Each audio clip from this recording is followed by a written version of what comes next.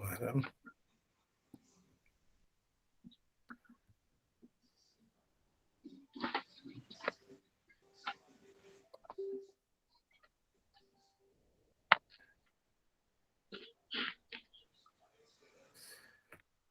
Eu acredito que vocês estejam vendo, né? Sim. Sim? Então tá, Sim. vamos lá. Em nome do Pai, do Filho e do Espírito Santo. Amém. Jacó chamou seus filhos e disse: Reuni-vos e eu vos anunciarei o que vos acontecerá nos tempos vindouros. Reuni-vos, escutai, filhos de Jacó. Escutai, Israel, vosso pai. Ruben tu és o primogênito. Meu vigor, as primícias de minha virilidade. Cúmulo de altivez e cúmulo de força. Impetuoso como as águas, não serás colmado, porque subistes ao leito do teu pai e profanastes minha cama contra mim. Simeão e Levi são irmãos, seus tratados são instrumentos de violência. Que minha alma não entre em seu conselho e que meu coração não se una ao seu grupo, porque na sua cólera mataram homens e em seu capricho mutilaram touros. Maldita sua cólera por seu rigor e maldito seu furor por sua dureza. Eu os dividirei em Jacó e os dispersarei em Israel. Judá, teus irmãos te louvarão. Tua mão está sobre a cerviz de teus inimigos, e os filhos de teu pai se inclinarão diante de ti. Judá é um leãozinho da presa, meu filho.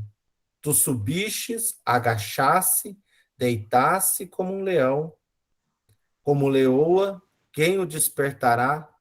O cedro não se afastará de Judá, nem o bastão de chefe de entre teus pés, até que o tributo lhe seja trazido e que lhe obedeçam os povos. Liga à vinha seu jumentinho, à cepa o filhote de sua jumenta. Lava sua roupa no vinho, seu manto no sangue das uvas, seus olhos estão turvos de vinho, seus dentes brancos de leite. Zabulon reside à beira-mar, é marinheiro sobre os navios. Tem Sidônia ao seu lado. Isacar é um jumento robusto, deitado numa dupla mureta. Ele viu que o repouso era bom, que a terra era agradável, baixou seu ombro à carga e sujeitou seu trabalho escravo. Dan julga seu povo como cada tribo de Israel. Dan é uma serpente sobre o caminho, uma cerasta sobre a vereda, que morde talhões de cavalo e o cavaleiro cai para trás. Em tua salvação eu espero, ó Senhor. Gade, guerrilheiro e guerrilharão, e ele guerreia com todos. Asser, seu pão é abundante, ele oferece manjares ao rei.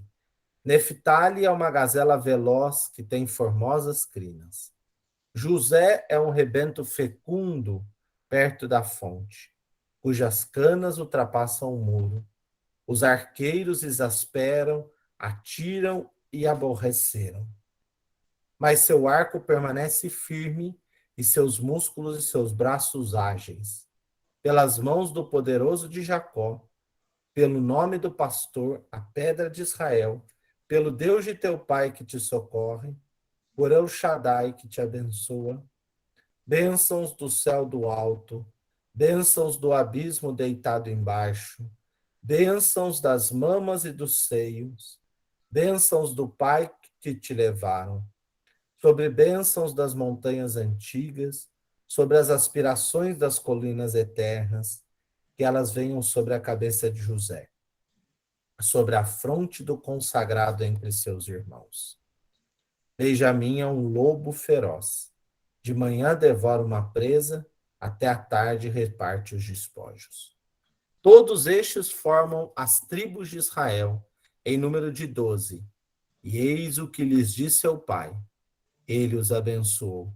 a cada um segundo a bênção que lhe convinha.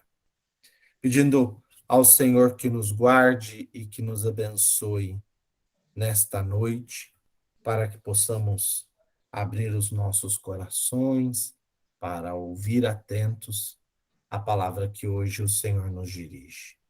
Pai nosso, que estais no céu, santificado seja o vosso nome, venha a nós o vosso reino, seja feita a vossa vontade, assim na terra como no céu. O pão nosso de cada dia nos dai hoje, perdoai-nos as nossas ofensas, assim como nós perdoamos a quem nos tem ofendido, e não nos deixeis cair em tentação, mas livrai-nos do mal. Amém. Então vamos lá. Esse que você leu, padre? Lembrando, eu vou dizer ele depois, é um trecho do A Bênção de Jacó sobre seus filhos. É o capítulo 49 de Gênesis. 49. Finalzinho do texto de Gênesis. Hoje nós vamos fazer um passão aí.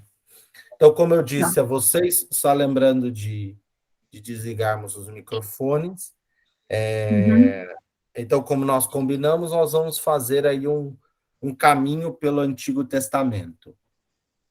Em Gênesis e Êxodo, que são aí o caminho inicial que nós vamos fazer, eu preferi fazer uma passagem mais específica de textos, e não um conjunto assim mais amplo, só uma explicação sobre o livro, porque eu acho que são dois textos bastante importantes. Talvez a gente nem vai conseguir chegar a todo o livro de Êxodo hoje, mas a gente vai fazer o nosso caminho. Deixa eu só pegar o meu relógio que está faltando aqui.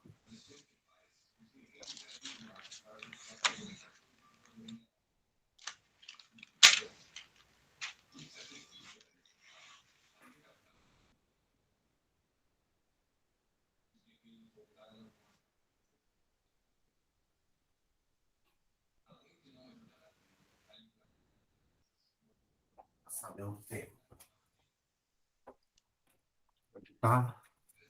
Um conjunto de instrumentos montuado aqui hoje.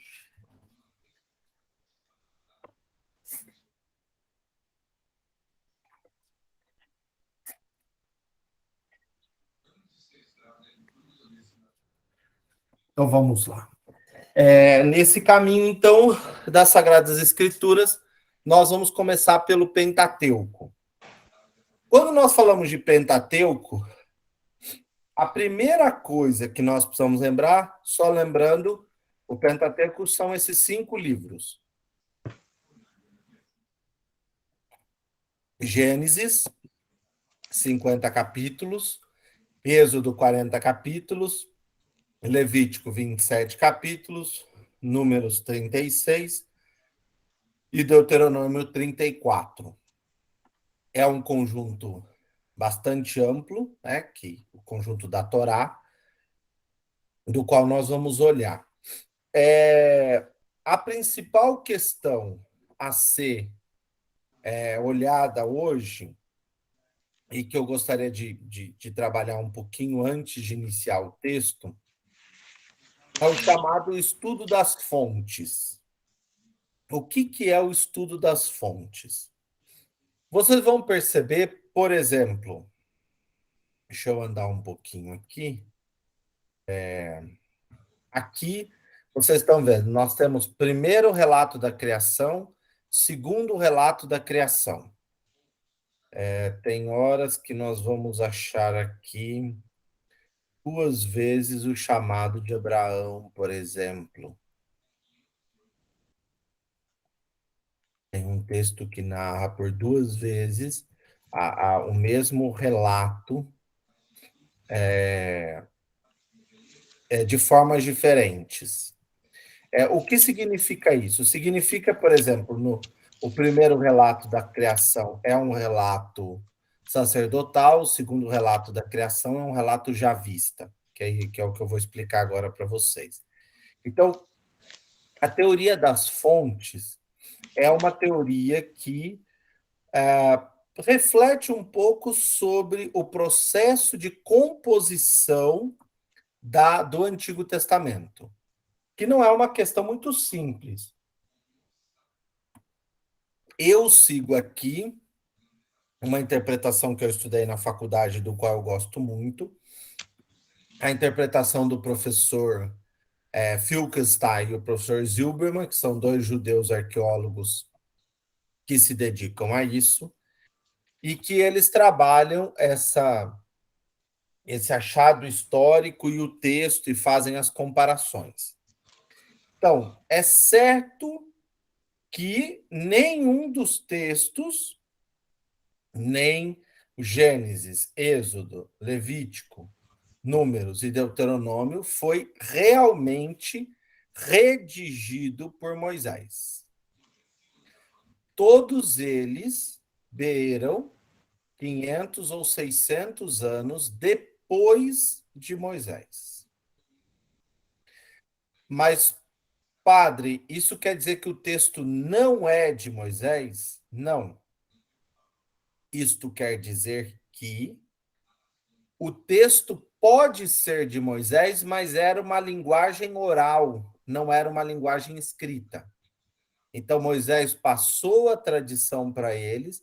Alguns textos poderiam estar escritos, mas não livros.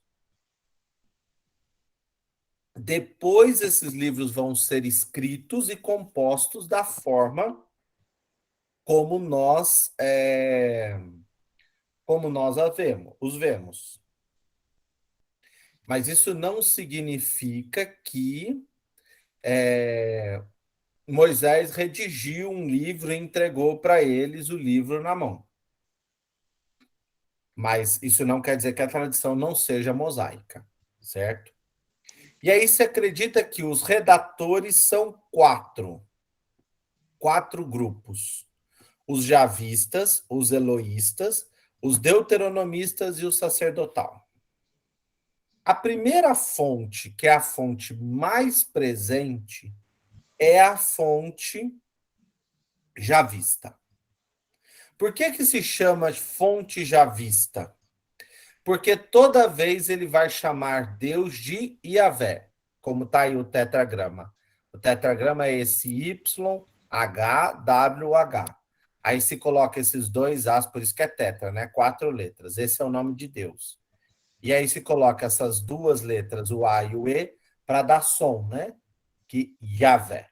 Yah, esse H é vocalizado. E quando aparece essa forma de descrever, então é chamado de um texto javista. Isso é a grande maioria do texto bíblico. Talvez se a gente pegar algum, eu vou dizer como acontece a diferença. Geralmente é um texto do sul, original de Judá, do antigo Israel, e está presente em diversas épocas. Então, a redação aí, ou poderiam existir textos separados também. O eloísta tem menos a fonte eloísta. A fonte eloísta também é de diferentes momentos e é do norte, não é do sul, é de Efraim. E eles têm o costume de chamar a Deus por Elohim, que está aí, Elohim. É a forma como eles distinguem Deus, ou como eles nomeiam Deus. As duas fontes são antigas. E elas têm uma estrutura que beira o século X antes de Cristo, baseando aí no calendário chamado calendário de Gezer, que é um dos textos arqueológicos, um dos documentos arqueológicos da língua hebraica mais antigo. Como eu disse, não significa que o Pentateuco está composto, mas significa que existiam partes compostas. Por exemplo, você pode ter a história de Abraão composta, você pode ter a história de Noé composta num texto, mas isso foi juntado para formar o livro do Gênesis, por exemplo. Essas duas fontes são as mais antigas. Depois dessas duas fontes, nós temos outras duas. Uma antes, no período do exílio, e uma pós-exílio. A fonte do período do exílio é a fonte deuteronomista. Normalmente eles fizeram o Deuteronômio, eles escreveram o Deuteronômio e outros textos referentes aos textos históricos. E também tem aí alguma presença na Torá. Deutero, as leis que nomos, que administra. Então, a forma de administrar a partir da lei, que usa o Deuteronômio. E o texto usa fontes tanto do norte quanto do sul, principalmente do norte. Essa fonte está muito ligada ao período de Josias, quando Josias é rei. Então está aí entre 597 e 538, que é o período do exílio.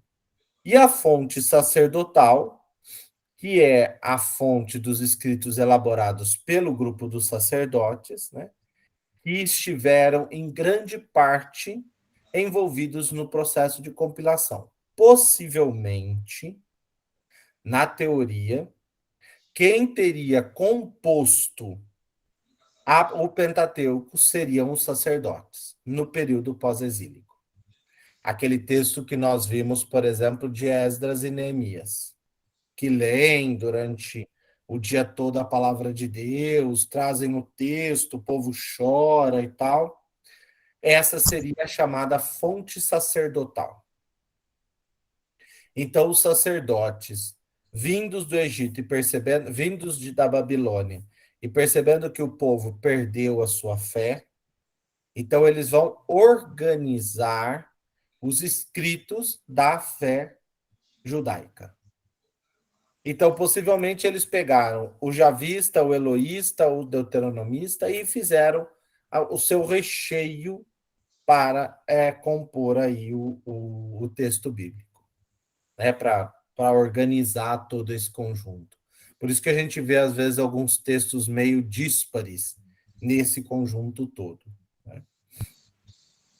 Então, estas 4 fontes estão amplamente presentes no Pentateuco. Não dá para dizer quem escreveu o Pentateuco. O que dá para dizer que é uma composição que vem de um processo aí de pelo menos 10 séculos, mais ou menos, para a composição. Um pouco antes do século X, até por volta do século V antes de Cristo. É um período longo. Israel não tem uma tradição de escrita, Israel tem uma tradição oral, então eles falam os textos, eles não escrevem os textos. Meu pai era um arameu errante, né? Ou seja, ele andava por aí, ele não é um didata que vai ficar escrevendo textos, né? Um teólogo ou coisa assim. Mas essas são as 4 fontes. Como se acha essas fontes? A partir do estudo do texto. Você vai achando aí os pedacinhos, toda essa questão. Existem muitos e muitos livros dedicados a isso, né? Sobre essas questões da fonte, tem uma pesquisa muito ampla mesmo, que ainda continua procurando todas essas coisas. Procurando textos, questões arqueológicas e tudo que seria necessário para provar. Porque qual que é o problema que nós temos? Eu não queria falar disso, mas vamos falar, que depois pode ser que, de alguma forma, isso surja. Qual que é o problema que se tem? Quando nós falamos de Davi, quando nós falamos de Moisés, de Abraão, de Isaac, de Jacó, e que se acha que são figuras eminentes, que foram destaques, etc. e tal, nós esbarramos num problema central. Qual é o problema central? Não existe vestígios históricos da existência deste povo. Sabe-se, a partir do Código de Hammurabi, que existia um povinho que saiu do Egito e que foi habitar uma região chamada Israel. Mas nem sequer há um relato mínimo, mísero que seja, falando de Davi. Nem de Jacó, nem de Abraão, nem de Isaac. Isso nós estamos falando historicamente, arqueologicamente, pensando no texto, em alguma coisa assim que tenha de material na história. Não há relato sobre isso. E essa ausência do relato faz o quê? Faz com que se conspire da não existência dessas pessoas. Só que eu sou da linha que não acredita que o fato de textos e de estruturas serem tão longínquas como textos como esses aqui, que beiram mais do que 30 séculos, e não serem textos verídicos ou não relatarem fatos verídicos. Simplesmente porque você nunca ouviu falar. Tem de muita gente que a gente nunca ouviu falar. Acredita que de tudo o que se produziu na antiguidade, nós só temos 20% do que foi produzido. Ou seja, nós não temos quase nada do que foi produzido. Então, eu não sou daqueles que dizem joga tudo fora porque isso é tudo história, conto da carochinha. Realmente, estas coisas, esses fatos, eles existiram, talvez não existiram da forma que foram contados, mas em grande parte existiram. É a mesma coisa quando alguém vai narrar, e eu gosto de usar sempre esse exemplo, né? Para o resto do Brasil, no dia 9 de julho de 1932, São Paulo perdeu a guerra, a Revolução de 32. Para os paulistas, orgulhosos de si, São Paulo ganhou a guerra porque fez com que o Getúlio convocasse uma Constituição. É o mesmo fato histórico, mas ele tem duas interpretações. Então, o Paulo pode olhar e dizer: o Guarani é um timezinho de Campinas. E eu vou dizer que o Guarani é o melhor time que existe no mundo. São versões diferentes do mesmo fato. Isso é fruto da forma de interpretação.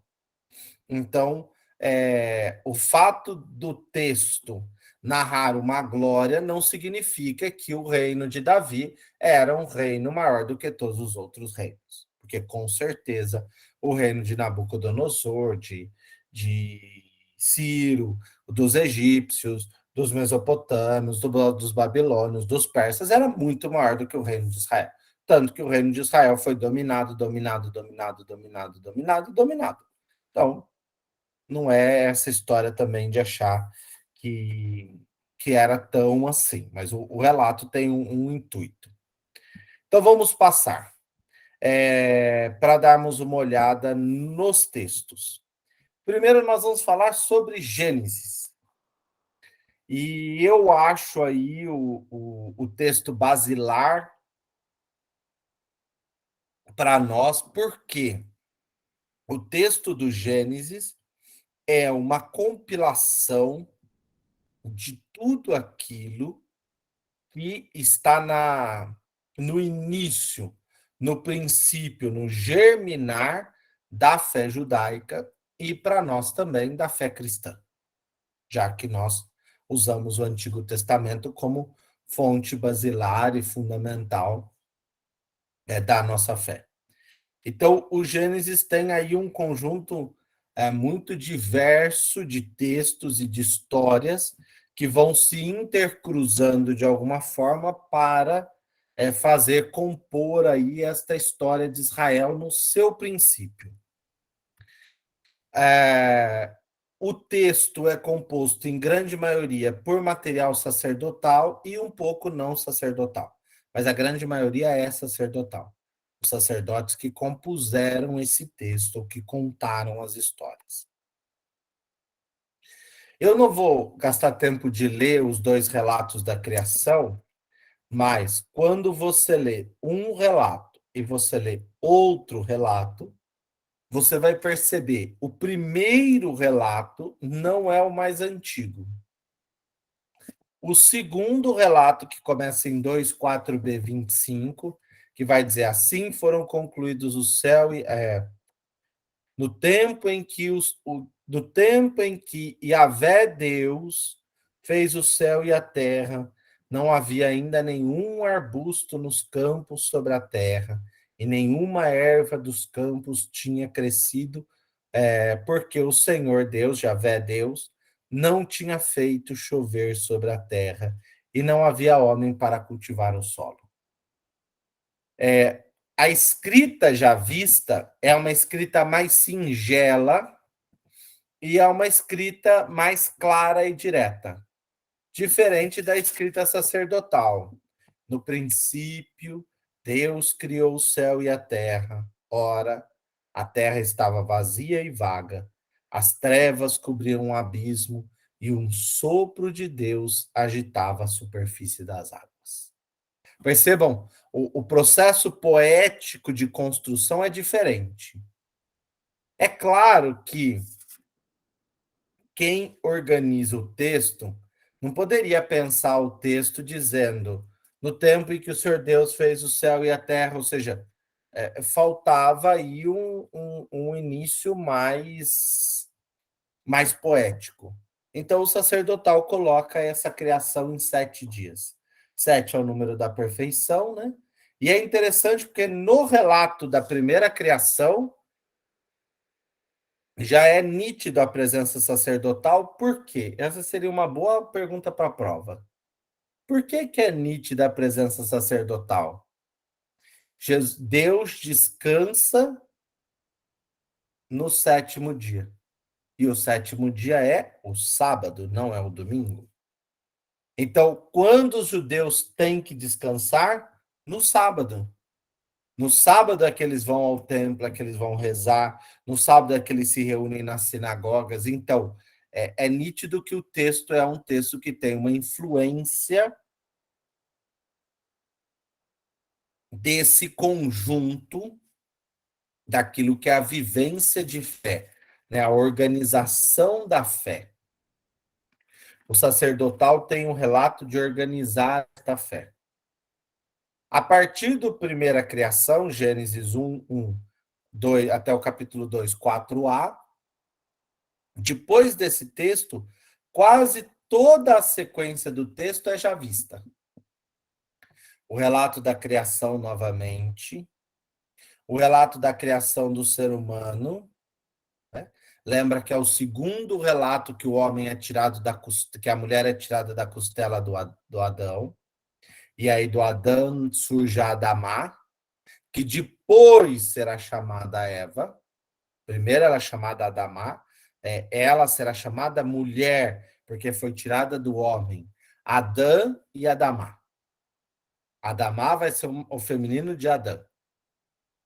Ambos saíram dessa mesma construção que Deus havia feito.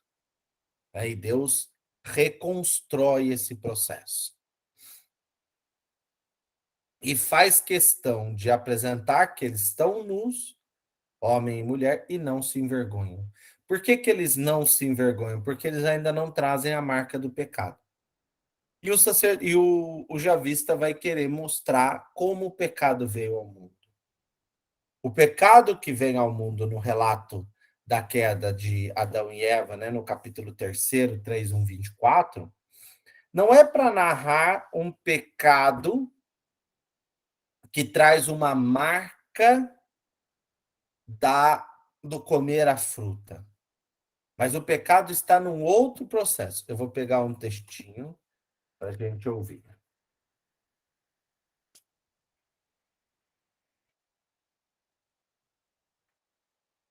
Abram, por favor. É Gênesis 1, verso 28. Deus acaba de criar o homem e a mulher. Deus criou o homem e a mulher, o homem à sua imagem, a imagem de Deus ele o criou. Homem e mulher ele os criou. Ponto. Gênesis 1, 28, 27 é isso. Deus os abençoou e disse-lhes: sede fecundos, multiplicai-vos, enchei a terra e submetei-a. Dominai sobre os peixes do mar, as aves do céu e todos os animais que rastejam sobre a terra. Deus disse: eu vos dou erva, todas as ervas que dão semente, que estão sobre toda a superfície da terra, e todas as árvores que dão frutos, que dão semente. Isso será o vosso alimento. A todas as feras, a todas as aves do céu, a tudo que rasteja sobre a terra e que é animado de vida, eu te dou como alimento. Eu dou como alimento toda a verdura das plantas. E assim o fez. Deus viu que tudo o que tinha feito era muito bom. Houve uma tarde, uma manhã, o sexto dia. O que nos traz esse relato? Nos traz os primeiros mandamentos de Deus. Quais que são os dois mandamentos? Sede fecundos, multiplicai-vos, enchei a terra e submetei-a. Dominai sobre os peixes e sobre as ervas que dão semente. Sobre as feras e se alimentai delas. E o outro está aqui. Capítulo 3, verso 1. 1. A serpente era o mais astuto dos animais dos campos que o Senhor Deus tinha feito. Ela disse à mulher: então Deus disse: vós não podeis comer de todas as árvores do jardim? Mentira! Deus não disse isso. Deus disse que eles não podiam comer da árvore que está no centro do paraíso. Olha o que Eva vai dizer. Nós podemos comer do fruto das árvores do jardim, mas do fruto da árvore que está no meio do jardim, Deus disse: dele não comereis, nele não tocareis, sob a pena de morte. A serpente disse então à mulher: não morrereis. Mas Deus sabe que no dia em que dele comerdes, vossos olhos se abrirão e vós sereis como deuses. Então, existia dois mandamentos: não tocar nessa árvore que está no centro do paraíso e dominar sobre o resto tudo. Então, o pecado original narrado aí em Gênesis 3 é a desobediência a Deus. Isso é a minha interpretação, tá bom? Isso é uma briga danada até hoje. O atual cardeal prefeito da Congregação da Doutrina da Fé escreveu um texto sobre isso de novo. Mas é uma luta grande explicar essa questão. Mas a queda está em relação à desobediência à voz do Senhor. Por isso que vai dizer, eles ouviram os passos de Deus, verso 8 do capítulo 3 de Gênesis. Eles ouviram os passos do Senhor Deus, Yahvé Deus, que passeava no jardim à brisa do dia.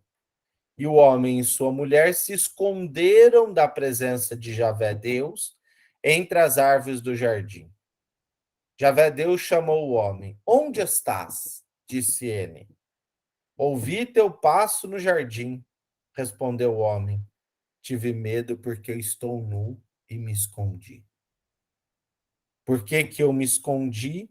Eu me escondi porque aquilo que era para eu ter feito eu não fiz. Parece muito quando as crianças fazem arte e se escondem.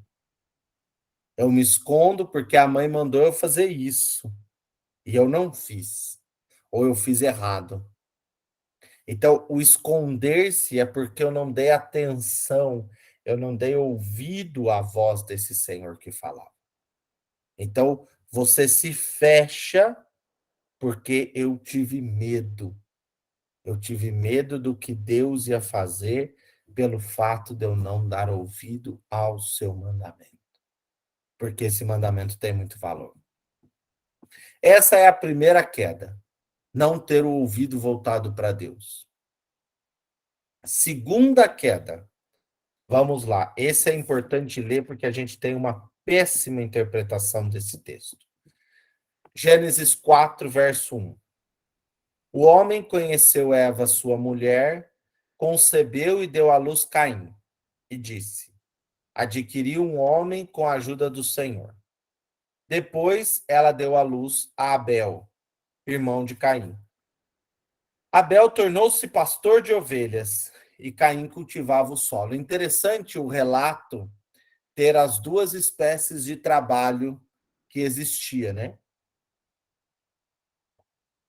Os judeus faziam pouquíssima manufatura, principalmente quando volta do exílio.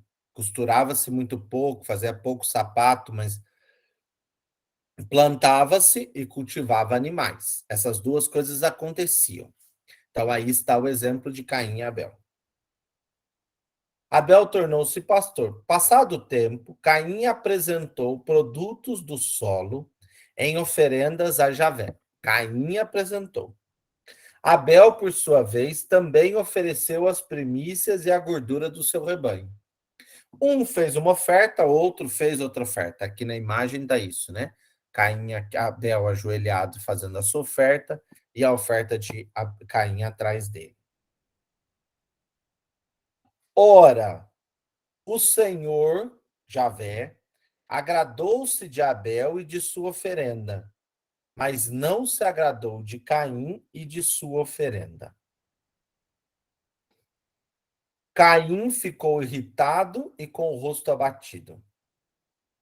O Senhor disse a Caim: por que estás irritado e por que teu rosto está abatido? Se tivesse bem disposto, não levantarias a cabeça? Mas se não estás bem disposto, não jaz pecado à tua porta, como animal acuado que te espreita? Podes acaso dominá-lo? Entretanto, Caim disse ao seu irmão Abel: saiamos. E como estavam no campo, Caim se lançou sobre seu irmão Abel e o matou. O, o centro do problema não está na oferenda. O centro do problema está na inveja. Eu não consigo me contentar com a que o outro foi melhor do que eu. A inveja, o orgulho. E por isso, o que é mais fácil fazer? Eliminá-lo da minha frente. Eu acho assim, às vezes eu fico lendo esses textos ou relendo, né? Porque os padres da igreja falam muito desses textos, e fico pensando assim, como eles tiveram há tantos séculos atrás a capacidade de traduzir aquilo que era próprio da alma humana. Porque a inveja, o orgulho, isso existe dentro de nós. Eles não estão falando de duas pessoas existentes, eles estão falando do gênero humano marcado por esta inveja, marcado por a não alegria junto com o outro. E é interessante que Deus vai dizer a Caim: por que estás triste, Caim? E ele não consegue reconhecer que a tristeza está dominando e vai fazê-lo destruir o seu irmão. E vai fazer destruir a vida e a existência do irmão. Não é só que Abel é melhor do que Caim. A questão está mais além. Muito mais do que um é ser melhor do que o outro. A questão está como eu domino esses sentimentos que eu tenho. Como eu lido com eles. Como eu trabalho isso diante de Deus. O fratricídio aqui é presente, né? A morte do irmão. Não é só uma morte por uma coisa assim, eu não gosto mais dele. Mas é porque eu não tive a capacidade de gerir aquilo que existia dentro da minha vida. tanto a queda de Adão e Eva quanto a queda de Caim. São dois relatos que narram a, o sentimento, a experiência, aquilo que foi vivenciado pela pessoa humana. Como é duro, como é sofrível vivenciar lidar com esse sentimento dentro da sua vida. E é isso que o texto está querendo nos explicitar, né? Que é importante a gente tratar. Depois vai surgir um outro filho de Adão, que a gente conhece pouco, que é chamado Sete, né? Isso daí está no capítulo 4, no capítulo 4 do Gênesis, né? Adão conheceu sua mulher, ela deu à luz um filho, que ele colocou o nome de Sete, porque ela diz que Deus me concedeu outra descendência no lugar de Abel, que Caim matou. E também a Sete nasceu um filho, e ele lhe deu o nome de Enós, que foi o primeiro a invocar o nome do Senhor.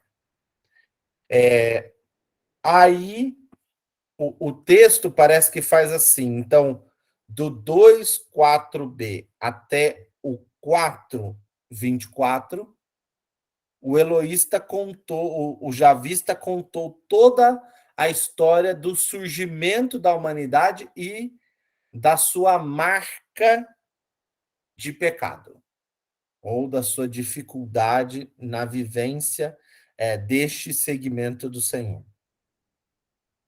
Daí ele vai passar a alguns nomes aí que vão ser, que são chamados patriarcas antes do dilúvio, né? E aí nós vamos para o texto do dilúvio. Então, o que é interessante, nós tivemos o texto da criação, relato da queda do ser humano, da queda de Adão e Eva, da queda de Caim e Abel. Então, isso tudo está num conjunto. Agora parece que a gente põe um ponto e continuamos. Voltamos ao relato do javista. Javé viu que a maldade do homem era grande sobre a terra. O texto do dilúvio, Gênesis 6:5. E que era continuamente mal todo o desígnio do seu coração. E aí vem um texto muito interessante. Javé arrependeu-se de ter feito o homem sobre a terra. Parece que é um negócio um pouco impactante assim, né? Pensarmos que Deus se arrependeu de nos ter feito. Deus se arrepende de ter criado o ser humano. E nesse arrependimento ele vai encontrar aquele que é o justo. Quem é o justo? Noé. Noé e seus filhos. Então aqui nós temos, né, o Noé aqui de um lado, o Noé acolhendo os animais todos, o Noé e seus filhos dentro da arca, e todo o texto de 6:5, de capítulo 6, versículo 5 até 10:32, vai estar em torno do relato do dilúvio.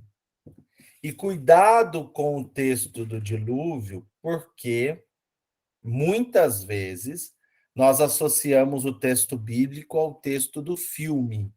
O filme sobre o dilúvio é uma outra fonte que não tem nada a ver com esta fonte. Que aparece aqueles monstros que vão ajudar Noé a construir a arca, aquilo ali é outra coisa, que vão impedir as pessoas de entrarem no barco. Existe uma descrição, deixa eu achar aqui.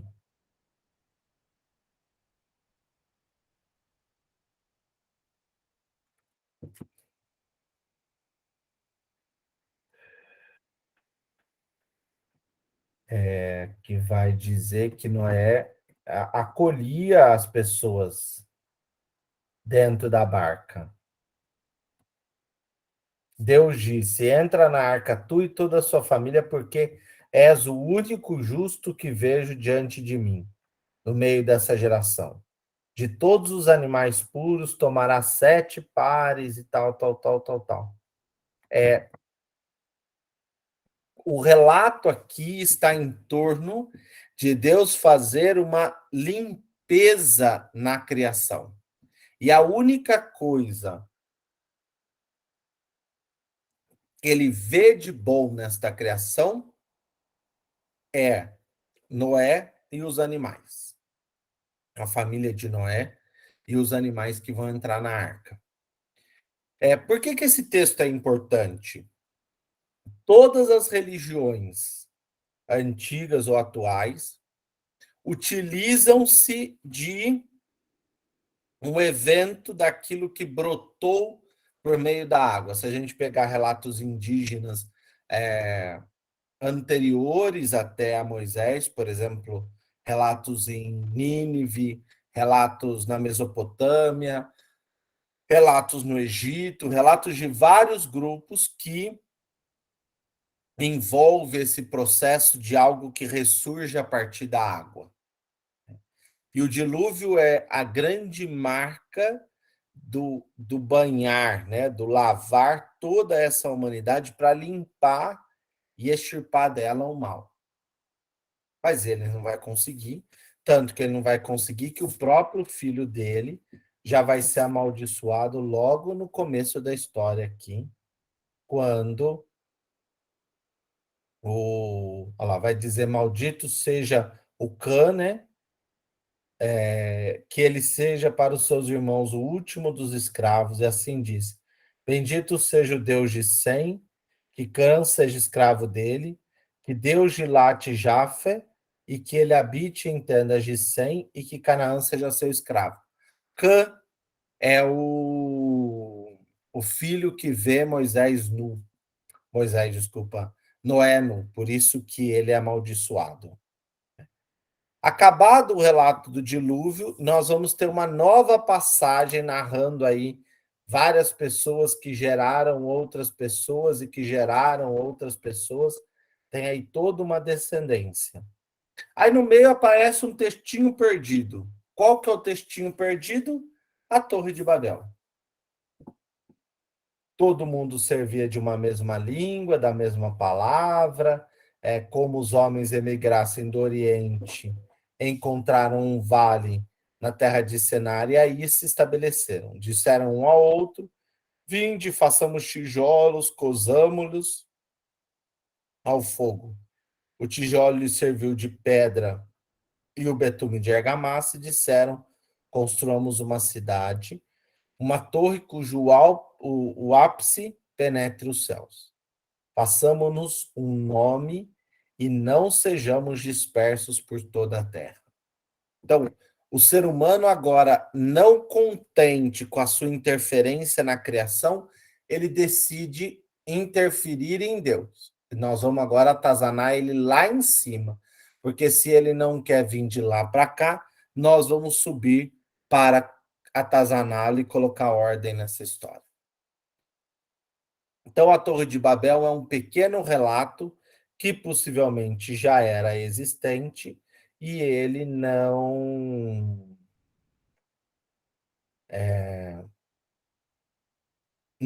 tem nenhuma conexão com outros textos. Acabado aqui, nós vamos entrar num dos períodos, ou numa das partes muito interessantes do Antigo Testamento e do livro de Gênesis, que é a vida de Abrão, que se tornará futuramente Abraão. Abraão vive lá em Ur dos Caldeus, que hoje é o atual Iraque, e Deus vai o chamar para ter uma missão. E Deus faz uma aliança interessante com Abraão. Olha o que ele diz no capítulo 12, verso 3. Abençoarei os que te abençoarem e amaldiçoarei os que te amaldiçoarem. Por ti serão benditos todos os clãs da terra. Ou seja, todos os povos serão benditos exatamente porque tu és bendito. Então, Abrão, que é escolhido aqui, é mais do que só um profeta ou alguém que anuncia. Abraão vai ser, para os judeus e para nós, um sinal daquele que recebeu a bênção de Deus.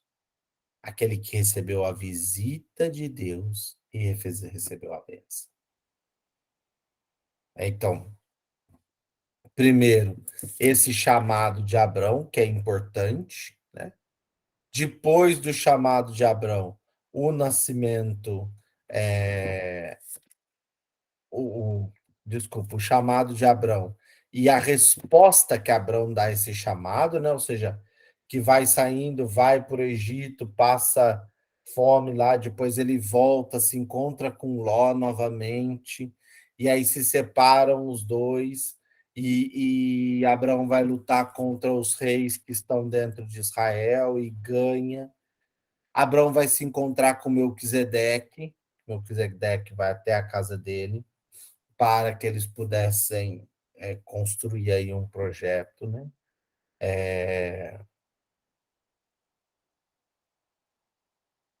E o dia que vai Melquisedeque, que é o sacerdote do Altíssimo, é Abraão que oferta aquilo que ele tem de melhor para o sacerdote Melquisedeque, né? Que é um sacerdote famoso por ser um homem, mesmo não pertencente ao judaísmo, que se voltava para Deus muito fortemente. Depois desses relatos, nós vamos para o nascimento de Ismael, que intercruza o texto do Êxodo. Lembramos que os ismaelitas ou os muçulmanos são oriundos aí dessa descendência de dessa descendência egípcia, vamos assim dizer, né? Então tem aí um processo bem interessante. Depois, no capítulo 17, vai se refazer a aliança. Agora, eu acho interessante que não existe, não sei se nos outros relatos existia, mas uma relação de interferência entre um e entre outro. Então, o que acontece no nascimento de Ismael é que vai aparecer uma característica que é própria da descendência ou da cultura que vai surgir Abraão, que é o concubinato. Quer ver? Abraão vai ter mais filhos. Aqui, ó. Capítulo 27. Não, não é Isaac, aqui. Capítulo 25. Abraão vai se juntar a outra mulher, ele vai ter outros filhos. Então, é característica esse concubinato. Mas qual que é o problema do nascimento de Ismael aqui? O nascimento de Ismael aqui marca uma não resposta de Abrão ao projeto de Deus. Então, há um enfraquecimento dessa aliança.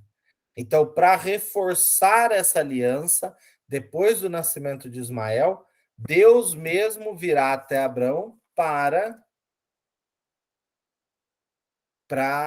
trabalhar essa questão. Para os árabes, Daisy,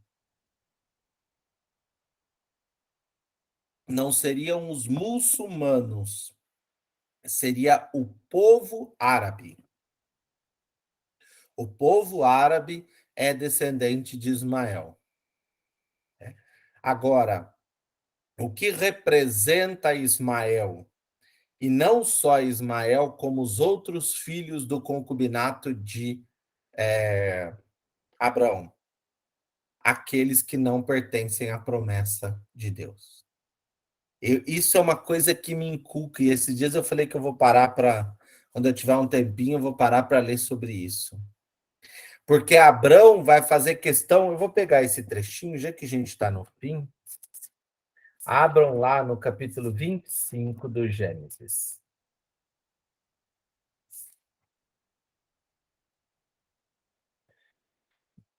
Capítulo 25. Aqui.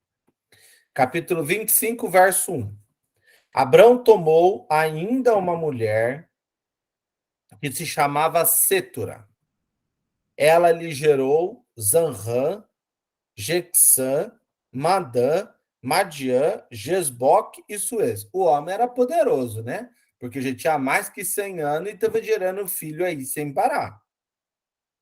Jexã gerou Sabá e Dandã, e os filhos de Dandã foram os Assurim, os Latossim e os Loomim. Filhos de Madiã, Efa, Ofer, Enoque, Abida, Eldá, todos esses são filhos de Sétura. Abrão deu todos os seus bens, olha só, Abraão deu todos os seus bens a Isaque. Quanto aos filhos de sua concubina, Abraão lhes deu presentes e os enviou, ainda em vida, para longe do seu filho Isaque, para o leste, para a terra do Oriente. Leste, então, seria toda a chamada terra de Madiã, por exemplo. Madiã está aqui no meio. Tudo aquilo que estaria hoje na chamada Pérsia, ali, Irã, Iraque, toda aquela região seria o Oriente. Lendo esse texto, surgiu uma caraminhola aqui na minha cabeça, sim. Os magos que vêm do Oriente são descendentes de Abraão. Então, e esta descendência de Abraão, por que que não estão na promessa com Isaac? Por que que Abraão teve que afastá-los para longe? Dá-se a ideia na composição do texto, isso é especulação, tá bom? Que os judeus são os descendentes de Isaac, porque eles são, vamos dizer, a raça mais pura oriunda de Abraão, o filho do casamento de Abraão com Sara. Mas não nos esqueçamos, quem é Sara? A mulher que não tem fé. Quem tem fé é Abraão. Sara não tem fé. Sara não acredita. Sara, no real, é o empecilho para a fé de Abraão. É ela que força Abraão a deitar com a escrava, depois fica revoltada e manda embora. É ela que ri lá dentro quando aparecem os homens no carvalho de Mambré e ela não acredita que vai gerar filhos. Ela é sempre aquela que está como impeditivo para que o Abraão realmente dê os passos. Se o Abraão tivesse dito, então, que ia matar o Isaac, ela era capaz de matar o Abraão antes disso.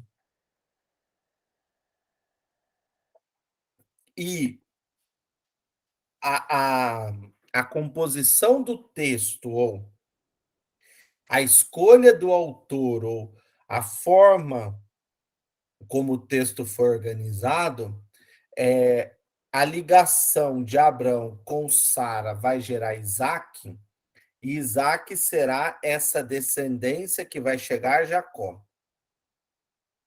E aqui eu fecho para a gente deixar uma caraminhola na cabeça de vocês. Levemente se dá uma impressão de que há um arranjo, é que a gente teria que ter chego em Jacó, entre Abraão e Jacó.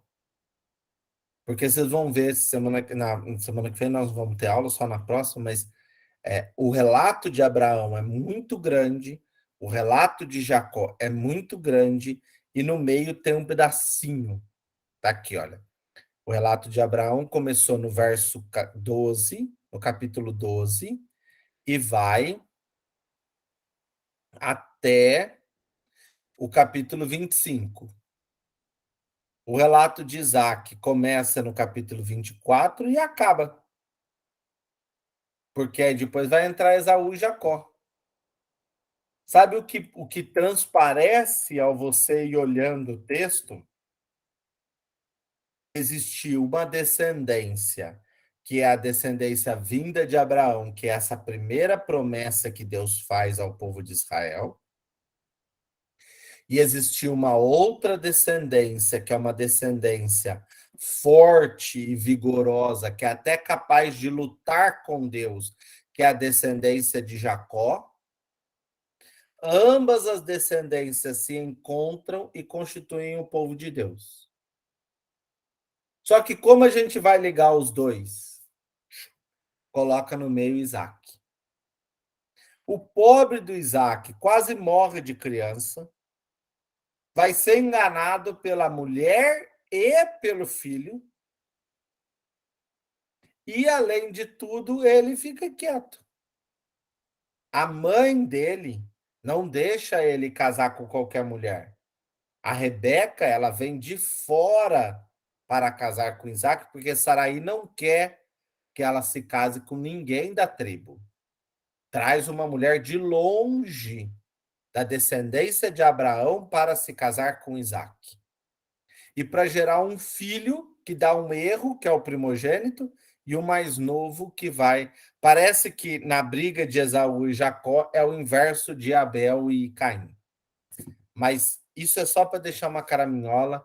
Eu sabia que isso não ia dar muito rendimento assim, mas a gente vai voltar com calma para continuar pegando de Abraão e dar os passos até o fim do Gênesis. Vamos lá, eu só vi a pergunta da Daisy, não vi se teve mais alguma outra. Só o da Daisy. Mais alguém quer fazer mais alguma perguntinha, alguma coisa? Fale, dona Dani Menossi. Oi, boa noite a todo mundo. Benção, padre, tudo bem? Oi. Padre, eu não sei se eu perco alguma parte da sequência aí no começo de Gênesis, né? Principalmente quando Adão e Eva passam a viver por si só, né? E que aí eles começam a procriar e eles têm mais filhos do que esses três, eu acredito. E depois, assim, uma coisa que eu tenho que responder, por isso que eu também quero perguntar, que as crianças perguntam muito, como só tinha Adão e Eva, como é que depois o mundo se povoou tanto até chegar em Noé? E depois, quando chega em Noé, vai Noé e sua família para a arca, né? E aí depois, como que continua o mundo? Aí é aquela coisa de eu ficar meio sem ter rumo. Eu vou respondendo, mas é que, né? Aí vem aquela questão, mas eles eram irmãos e não sei o quê. Eu não sei muito bem o que falar. Então eu queria sempre perguntar isso para alguém que soubesse muito. Esse alguém é o senhor. Então vamos lá. Lascou-se. A partir de Abraão, nós temos um relato que beira um caminho mais histórico. Por mais que há uma história contada, há um caminho mais histórico. Adão e Eva é uma invenção para mostrar o que é o princípio. No princípio, então, existem os dois, por isso que Adão e Adamá é a mesma estrutura dividida em masculino e feminino, em duas formas complementares. E desses dois se geram três filhos: o Caim, o Abel e o Sete. Dali vai se gerar toda uma outra descendência. Mas qual que é o sinal dos três filhos? O primeiro é aquele que é o fruto do egoísmo, da divisão, daquele que vai ser protegido. É interessante porque Caim vai ser protegido por Deus, porque ninguém vai poder matar, mas ele é expulso por Deus. Uhum. Né? Então, Caim é o exemplo daquele que, vamos dizer, que vive a ruindade. O Abel, aquele que faz a oferta generosa, e o Sete, que é aquele que vai gerar a descendência. A descendência realmente virá de Sete. Porque o Adão, ele vai se unir à sua esposa e vai ter o filho, que é o Sete. A imagem e semelhança, e o Sete vai gerar outros filhos e filhas. Mas não olhemos para essas figuras como figuras históricas. Olhemos para essas figuras, sim, como um processo dessa criação da humanidade. Então, às Deus vezes eu... cria o homem e a mulher e já mostra dentro. Ali tem um negócio interessante, né? Santo Irineu vai dizer que o homem e a mulher eram inocentes. E quando eles chegam perto da árvore, eles são seduzidos pela serpente, porque eles vivem a sua inocência. E na sua inocência eles não conseguiram. Parece assim, é o mesmo dia da criação que se faz tudo.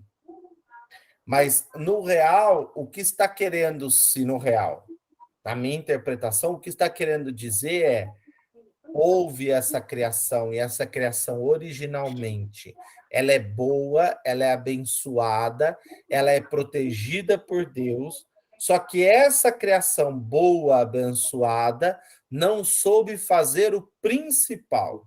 Quero obedecer. Ouvir a Deus. Obedecer parece que é uma... Obedecer é obedecer, né? Colocar o ouvido diante. Mas até bicho obedece, né? Isso. Não soube colocar-se em obediência. Não soube ouvir o que Deus falava. Então, dali vai surgir toda a humanidade marcada por esse processo de desobediência, por essa marca da desobediência. Então, o Adão e a Eva é o sinal dos primeiros, mas não é o sinal de que toda a humanidade vai nascer dos dois. Eles, né? Mas toda a humanidade nasce deste sinal, dessa marca. E é uma marca que é interessante. Às vezes a gente só olha a marca da queda, mas não nos esqueçamos que o Adão e a Eva continuam sendo feitos à imagem e semelhança de Deus. Não é porque eles pecaram que eles perderam a imagem e semelhança de Deus. Quando você é batizado, o que acontece? Restaura em nós a imagem e semelhança de Deus. Isso é a teologia da igreja. Ou seja, o batismo recria em nós essa fonte de vida. Tem uma palavra que está na bênção da água batismal, que vai dizer que essa água seja fonte de vida para aqueles que creem. Vamos ver se eu acho aqui rapidinho. Quaresma Ramos, Virgília Pascal.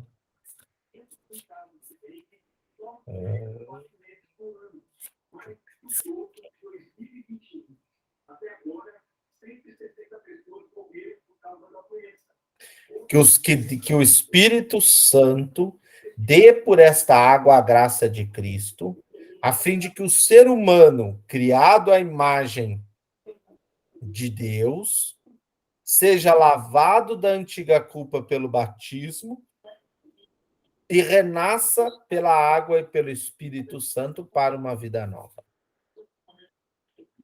Então, o processo é um processo de renascimento, de ressurgimento. Então, nós trazemos a marca da imagem e semelhança de Deus e nós trazemos a marca do pecado. Agora, não venha me perguntar como resolver esse problema da marca do pecado. A cara da Maria Lúcia é mais fácil, pergunta para ela. Porque este negócio de pecado original é um negócio complexo que a gente teria que gastar aí quase um dia para falar sobre isso. E é uma caraminhola triste, é um espinho que me cutuca isso.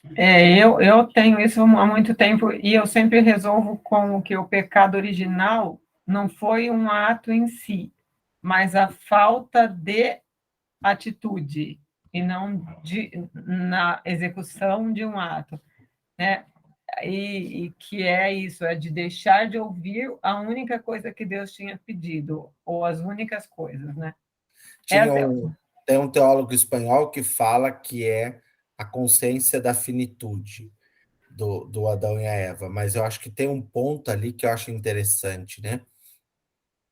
Deus diz: não chegue perto. E quando eles chegam perto e a serpente começa a falar, ela vai dizer: o fruto é apetitoso ao paladar. Ela não provou ainda. Ou seja, você abre um caminho. A partir do momento que você fecha essa porta para ouvir aquilo que é bom, você abre um caminho na outra direção. Sim. Eu não precisava comer nenhum docinho hoje depois da janta, porque já faz uns dias que está sem comer docinho. E aí eu tinha feito um bolo de cenoura para a mocinha que veio estudar aqui em casa hoje, e deixei o bolo de cenoura aí e falei para ela: pode levar embora para a faculdade o bolo todo, eu não vou comer mesmo e pronto. Aí ela deixou um pedacinho.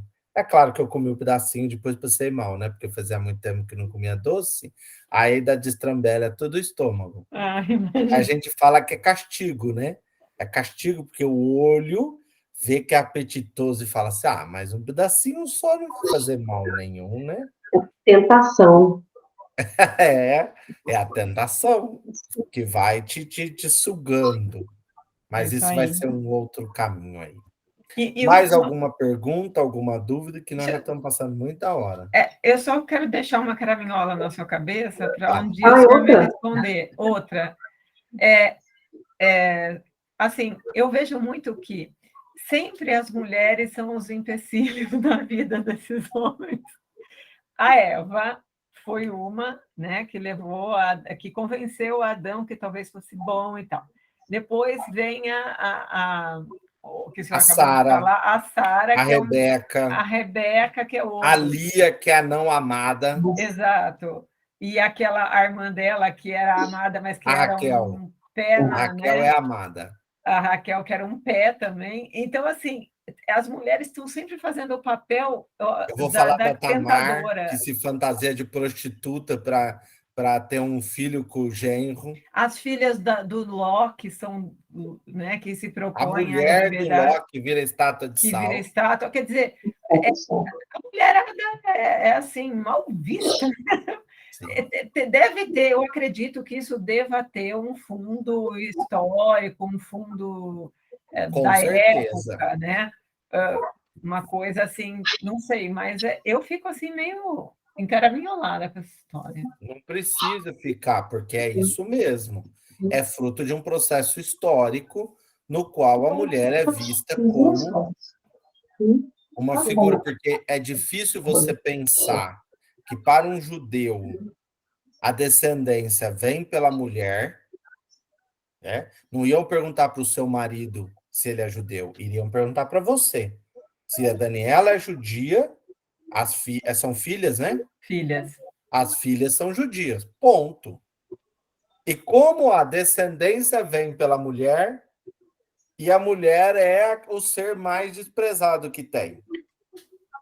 Por quê? Porque é fruto de um processo histórico onde e eu não vejo isso na Eva, tá? Eu não vejo que o problema esteja na Eva. Eu vejo que há um problema histórico da mulher. Quando nós lemos o texto, você volta nessa pergunta quando a gente lê o texto depois, na próxima aula, porque dia 12 não vai ter, vai ser dia 19. Quando nós lemos o texto da Tamar, é muito interessante. E eu quero ler o texto da Tamar porque a gente nunca leu o texto da Tamar. E a Tamar aparece em Mateus, né?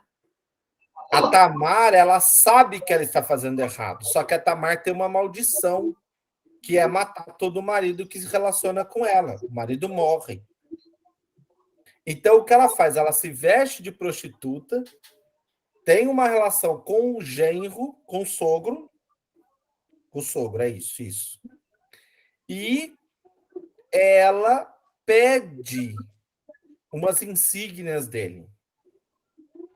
Quando descobrem que ela se prostituiu e está grávida, a grande questão é ela vai ser expulsa da tribo. Aí ela aparece, olha só que coisa doida, ela tem voz, a Tamar. Ela aparece e vai dizer: este filho é daquele que tem estas insígnias. E o que o Jacó vai, o Jacó não, o Judá vai dizer para ela: você é mais fiel do que eu. Porque quem que saiu com a prostituta? O Judá. Então, o Judá era um infiel. A Tamar estava tentando resolver o problema da descendência que ela não conseguia dar, porque os maridos dela morriam de maldição. Eu Entendi. gosto desses textos. Eu nunca vi ninguém escrever um doutorado sobre os maridos que morrem de maldição. Tem vários textos que os maridos vão morrendo aí, porque ou as Pois é, mulheres matam eles na noite mesmo, né? Mulher é um bicho meio complicado, tem que saber lidar com ela. Se elas ficam bravas, tá danada. Mas o texto da Tamar é muito interessante. Então, eu acho que isso é um misto cultural e um misto de controle da mulher. Né? Você precisava ter esse controle. Isaac vê a mulher dele de longe e ela é bonita. Então, ele vai querer chegar perto da Rebeca. E a Rebeca está coberta.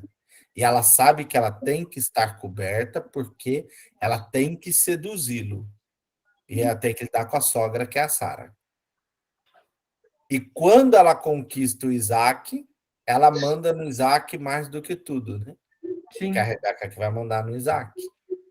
Então, existe esse processo. Os filhos de Jacó são filhos da não amada. sim, Os únicos 2 filhos que a Raquel gera é José e Benjamim. Os outros 10 são filhos da Lia. são filhos da outra, daquela que eu tive que trazer para ficar com a irmã. É. Então, É, é um processo a presença dessas mulheres, e o que eu acho interessante, aí a gente tem que dar voz ao Novo Testamento. Tanto Mateus, que deveria ser mais machista do que Lucas, dão voz e presença a essas mulheres. E não são mulheres de uma vida muito tranquila. São mulheres que têm uma marca complexa. então, aí que eu acho que daí o Novo Testamento vem tirando isso, né? Vem podando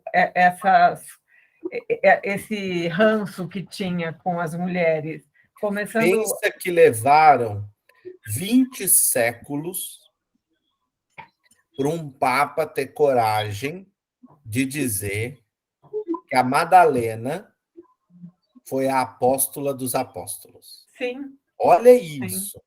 Nós não temos vestígio da Madalena. Há uma lenda de que ela foi para a França. Não há um vestígio sobre a Madalena. E a Madalena foi aquela que anunciou aos apóstolos: eu vi o Senhor. Sim. Acho que a parte de Maria, que ela é responsável pela vinda do Cristo, né? Entre aspas, ela aceita, ela não foi obrigada. Então, que mulher é essa, né? Que mulher? Depois, a Isabel, que também já era velha e acreditou e conseguiu.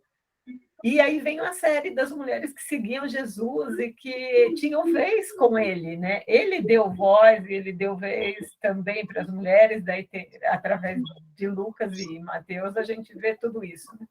Então, acho muito, muito bonito. Eu acho que o Novo Testamento vem para restituir, né, a dignidade aí para a mulherada e empoderar a mulherada da época. E é importante entender que, mesmo que elas são consideradas um pouco de segunda categoria ou têm um defeito, sim, pela época, né? O que eu acho interessante, elas aparecem.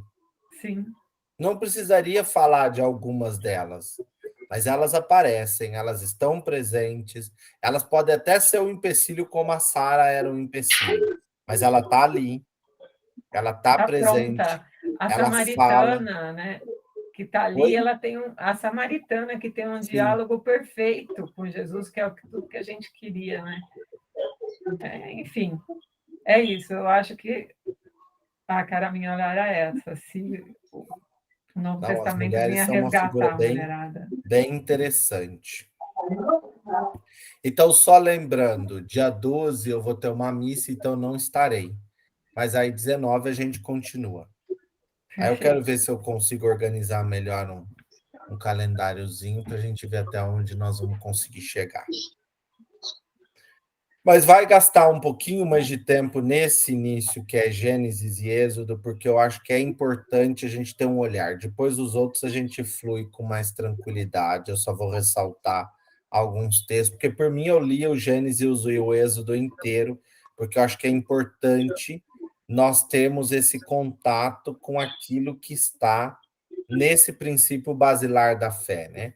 Esse princípio constituído ali em Adão e Eva, Noé, etc. e tal, que é mais uma história de um processo, mas esse princípio de fé que está em Abraão, em Jacó, em Isaac, é importante. Depois Moisés e todo o povo é importante, para que a gente tenha aí um pouco a noção da onde origina a fonte primeira da nossa fé cristã, que é nessa fonte, vamos dizer, ainda não é judaica, né?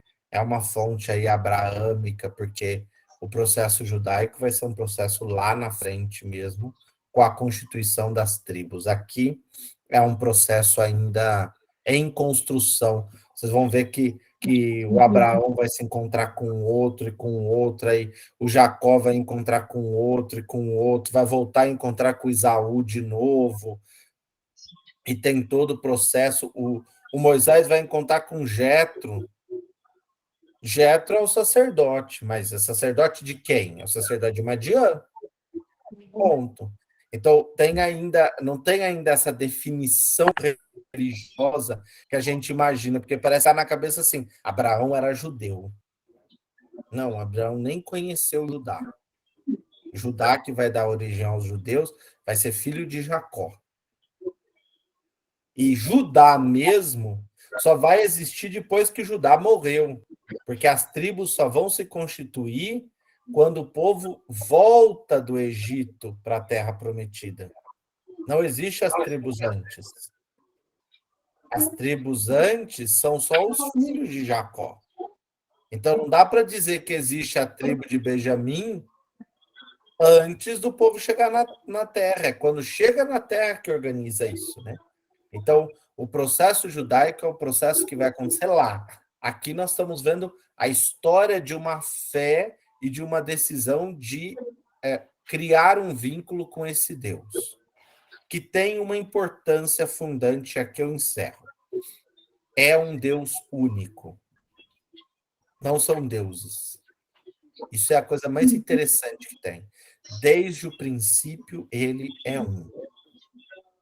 E eles dialogam com esse Deus. Então, diante de um povo que tem N deuses, surge um povo que tem um único Deus. Essa é a coisa mais estranha desse povo de Deus, porque não existia isso. Mesopotâmios tinham vários, fenícios tinham vários, egípcios tinham vários, babilônios tinham vários. Os judeus têm um só tá bom. Eles não gostam de um só, eles queriam ter mais. Mas porque eles acham que o Deus deles é muito fraco. E os cristãos vão entrar no mesmo percurso, né? Também esse protótipo de ter uma única divindade, né? E nesse caminho construir a fé diante de um judaísmo politeísta, de outros cultos politeístas, uma religião que busca um único Deus. Boa semana para vocês. Nós nos vemos. Obrigado. Igualmente. Boa semana e bom dia agradeço a presença. Um grande abraço. Obrigada. Com Deus. Tchau, gente. Boa semana. Fica com Deus. Tchau, gente. Boa semana.